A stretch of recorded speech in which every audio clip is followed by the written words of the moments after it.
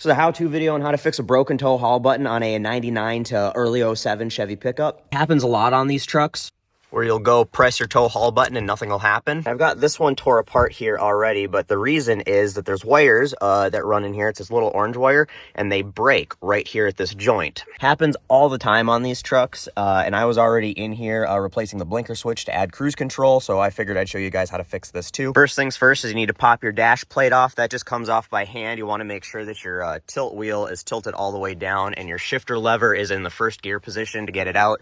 So you got to finagle it around the steering wheel, but that comes off pretty easy. Then you got to pop your covers off of the steering column, and this is a bit more of a pain in the ass. They do have a couple holes in the bottom. Sometimes GM put screws in them, sometimes they didn't. My truck didn't have them in there. If you don't have any screws in there, literally all you do is you get in there with a little flathead screwdriver when these are snapped together like so, and you just pry them apart. You got to go real slow and easy, and this little lip here gets hooked up underneath the steering wheel.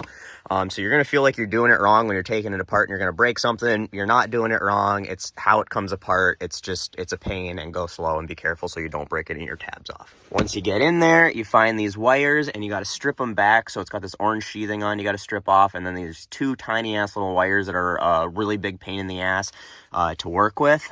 I got these really tiny little butt connectors here for like 22 gauge wire or whatever, with the shrink wrap on them, and then I had to cut the shrink wrap down to make them fit so I didn't have to strip a mile of wire. And that seemed to work pretty good. They're all hooked up and it's working now. And that's literally all there is to it. And you put your dash back together and your tow haul will work again.